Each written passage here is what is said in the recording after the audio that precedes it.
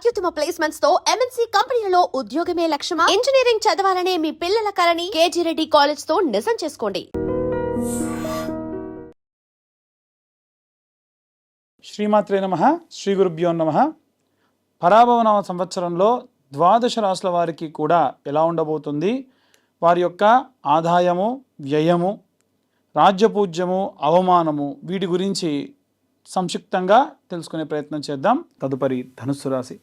ధనుస్సు రాశి వారికి సంబంధించి ఆదాయం 14, వ్యయం 11, రాజ్యపూజ్యం 5, అవమానం 6. ఈ సంవత్సరం గురుగ్రహం యొక్క అనుకూలం వలన ఆర్థిక ఫలితాలు, అధిక ఆదాయం పెరుగుతుంది, విదేశీ ఆదాయం పెరుగుతుంది, పెద్దగా లాభాలు ఉంటాయి. వాటితో పాటు యాత్రలకు సంబంధించి ఖర్చులు పెరగచ్చు, ధార్మికమైన కార్యక్రమాల్లో ఖర్చులు పెరగచ్చు, పిల్లలకు సంబంధించిన చదువు గురించి ఎక్కువగా డబ్బులు ఖర్చు అవ్వచ్చు. అయినా సరే సేవింగ్స్ వల్ల వీరు మంచి అద్భుతమైనటువంటి సేవింగ్స్ సాధిస్తారు. ఉద్యోగము, వ్యాపారానికి సంబంధించిన విషయానికి వస్తే ఉద్యోగస్తులు పదోన్నతి యోగము, విదేశాల్లో ఉద్యోగ అవకాశాలు, టీచింగ్, గవర్నమెంట్, అలాగే బ్యాంకింగ్ సెక్టార్లో ఉన్న వాళ్ళకి శుభదాయకంగా ఉంటుంది. వ్యాపారాలకు సంబంధించిన విషయానికి వస్తే అంతర్జాతీయ వ్యాపారము, ట్రావెల్, ఎడ్యుకేషన్, కన్సల్టింగ్ రంగాల్లో సంబంధించి వ్యాపారం అద్భుతంగా ఉంటుంది. విద్యార్థులకు సంబంధించిన విషయానికి వస్తే ఉన్నత విద్య, విదేశీ చదువు, రీసెర్చ్ అండ్ డెవలప్మెంట్, పిహెచ్డీలు చేసేటువంటి వారికి అద్భుతమైనటువంటి కాలము. ఏదైనా సరే స్కాలర్షిప్కి సంబంధించి చేసేటువంటివి యోగ్యంగా ఉంటుంది. గృహిణులకు సంబంధించిన విషయానికి వస్తే ధార్మికమైన కార్యక్రమాల్లో ఎక్కువగా పార్టిసిపేట్ చేస్తారు, యాత్రలు ఎక్కువగా చేస్తారు, కుటుంబంలో గౌరవం కూడా పెరుగుతుంది. చేతి వృత్తులకు సంబంధించిన విషయానికి వస్తే కనుక గురు అనుగ్రహంతో క్రమంగా ఎదుగుదల అనేటువంటిది విద్యార్థుల్లో ఉంటుంది. సంప్రదాయ వృత్తులకు సంబంధించి శుభంగా ఉంటుంది. రాజకీయ నాయకులకు సంబంధించిన విషయానికి వస్తే ప్రసంగాలు చేసేటప్పుడు నైపుణ్యంతో ప్రసంగాలు చేస్తారు, ప్రజాదరణ కూడా పెరుగుతుంది. అలాగే సభలు, సమావేశాలు ఎక్కువగా పార్టిసిపేట్ అవుతారు, జ్ఞానంతో జనులందరినీ కూడా ఆకట్టుకుంటారు. సినిమా రంగానికి సంబంధించిన వాటికి సంబంధించిన విషయానికి వస్తే ఈ ఆధ్యాత్మిక సినిమాలు తీయడము, చారిత్రాత్మక పాత్రలు పోషించే వాళ్ళు, ఉపన్యాసాలు చేసేటువంటి వాళ్ళు, భక్తి సంగీత దర్శకులు, అలాగే వీరందరికీ అద్భుతంగా ఉంటుంది. వైవాహిక జీవితము, వివాహము, వీటి సంబంధిత విషయానికి వస్తే వివాహం యోగ్యంగా బలంగా ఉంది. ఈ సంవత్సరం ఖచ్చితంగా వివాహం అవుతుంది. ఆలస్యంగానే సరే ద్వితీయార్థంలో వివాహం జరగవచ్చు, అంటే మొదటి 6 నెలల్లో జరగదు. విదేశీ వివాహం యోగ్యంగా ఉంటే విదేశాల్లో ఉన్నవారిని వివాహం చేసుకునే దానికి కూడా యోగ్యంగా ఉంటుంది. అలాగే పరస్పర గౌరవం, భార్యాభర్తలు పెంచుకోవడం వల్ల అన్యోన్య దాంపత్యం కూడా పెరుగుతుంది. సంతానానికి సంబంధించి ఎక్కువ లాభం గోచరిస్తుంది. పిల్లలకు సంబంధించి చదువులో శుభదాయకంగా ఉంటుంది. విదేశీ విద్య అద్భుతంగా గోచరిస్తుంది. అలాగే ఆరోగ్యానికి సంబంధించిన విషయానికి వస్తే కొన్ని రకాలైనటువంటి జాగ్రత్తలు తీసుకోవడం మంచిది. అలాగే తలనొప్పులు ఎక్కువగా అవ్వడము, తొడ, నడుము కింది భాగంలో నొప్పులు ఎక్కువ అవ్వడము, అలాగే బరువు పెరగడము, లివర్ సమస్యలు పెరగడం లాంటివి కూడా వచ్చే అవకాశం ఉంది. వీటి పరంగా జాగ్రత్త వహించండి. ఈ చిన్న ఆరోగ్య సమస్య వచ్చినా అస్సలు నెగ్లెక్ట్ చేయకండి. ఆహారానికి సంబంధించి కూడా నూనె పదార్థాలు, ఫ్రైడ్ పదార్థాలు తగ్గించుకోవడం మంచిది. ధనుస్సు రాశి వారికి సంబంధించి గోచార రీత్యా గురు గోచారంలో అత్యంత శుభంగా ఉంది. విద్యాభివృద్ధి, సంతాన లాభము, ధన యోగము, గౌరవం పెరుగుతుంది. గురువు మహా అనుగ్రహంతో ఇవన్నీ కూడా అద్భుతంగా గోచరిస్తూ ఉన్నాయి. శని గోచారంలో భాగంగా కుటుంబంలో ప్రేమ, ఇంటి బాధ్యతలు పెరగడము, ఆర్థిక ప్లానింగు, పెద్దల సేవ, లాభము, పరిపక్వత, స్థిరత్వము, ఇవన్నీ కూడా పెరిగే అవకాశం ఉంది. రాహు గోచారంలో భాగంగా విదేశీ యోగము, విదేశాల్లో ఉద్యోగము, విదేశీ యాత్రలు, అలాగే డిజిటల్ అవకాశాలు కూడా ఎక్కువగా పెరిగే అవకాశం ఉంది. జాగ్రత్త వహించాల్సినటువంటి విషయాలు ఏంటంటే మిమ్మల్ని డిజిటల్ పరమైనటువంటి మోసాలు చేసే వాళ్ళు ఎక్కువగా ఉంటారు. కేతు గోచార రీత్యా చూసుకుంటే ఆధ్యాత్మికమైనటువంటి విషయాల్లో యోగాలు చేయడము, ధ్యానం చేయడము ఆసక్తి పెరుగుతుంది. అలాగే త్యాగ భావన ఎక్కువగా పెరుగుతుంది, ఎక్కువ సన్యాసత్వం పెరుగుతూ ఉంటుంది లోపల. గురు ప్రభావం వలన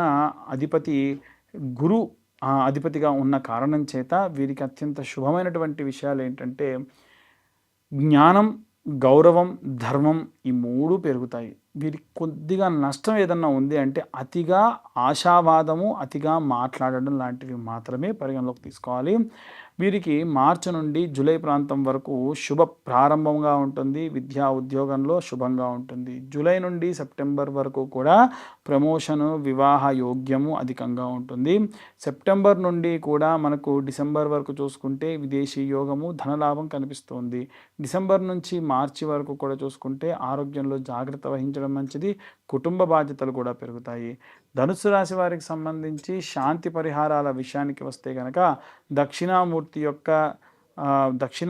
యొక్క పూజ చేసుకోవడము, మేధా దక్షిణామూర్తి స్తోత్రం చదవడము, దత్తాత్రేయ స్వామి మంత్రాన్ని చదవడము, అలాగే ఈ యొక్క గురుగ్రహానికి సంబంధించి విశేషమైన పూజలు చేయడము, మీకు గురువులు ఎవరు ఉంటే వాళ్ళకు పూజలు చేయడం కూడా మంచిది.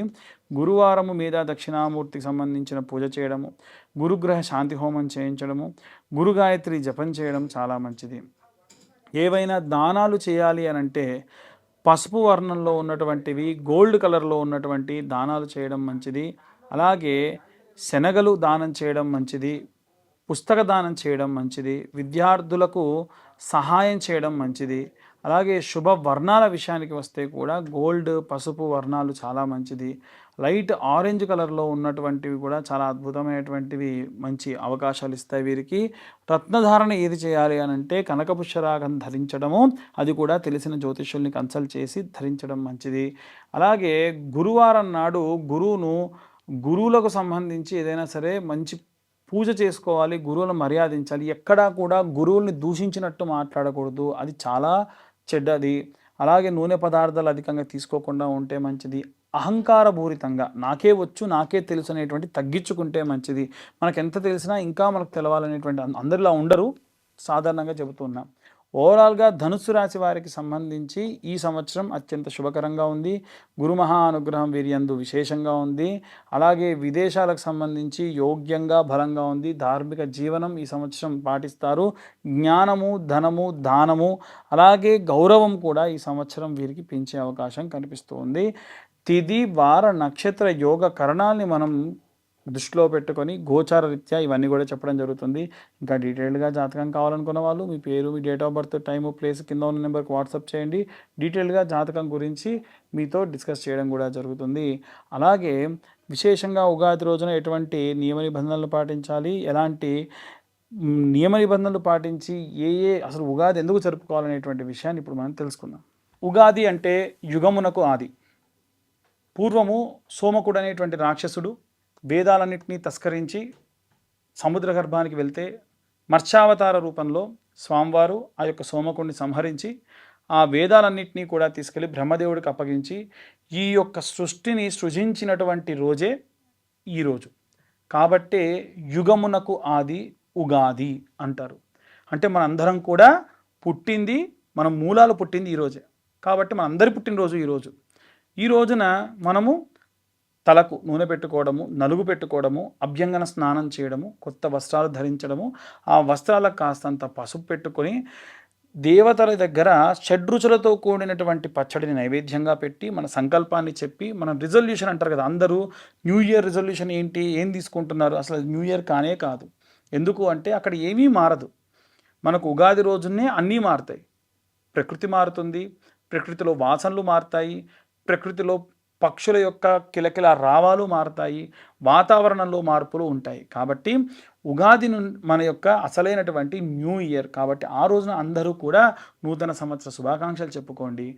ఇదంతా అయిన తర్వాతకి రాజదర్శనం చేయాలి. రాజు అంటే దేవుడే రాజు యొక్క రూపంలో ఉంటాడు అంటారు. ఇప్పుడు మనకు రాజులు దేవత రూపంలో లేరు కాబట్టి విశేషంగా శివకేశవుల యొక్క దర్శనం, అంటే దేవాలయానికి వెళ్ళి శివుడిని, విష్ణువుని దర్శించుకోవడం మంచిది.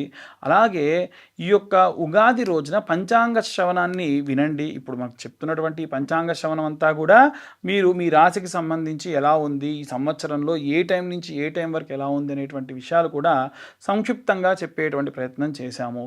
కాబట్టి ఎవరైనా జాతకాలు చెప్పించుకోవాలన్నా ఈ రోజున చెప్పించుకోవచ్చు. అలాగే వీలైనంత వరకు కూడా ఈ సంవత్సరంలో ఎవరికైనా వివాహం కాని వారికి, సంతానం కాని వారికి ప్రత్యేకమైనటువంటి హోమాలు నిర్వహించడం జరుగుతుంది. ఆసక్తి కలవారి కింద ఉన్న నెంబర్కి కాంటాక్ట్ చేయొచ్చు. సర్వే జనా సుఖినో భవంతు. స్వస్తి.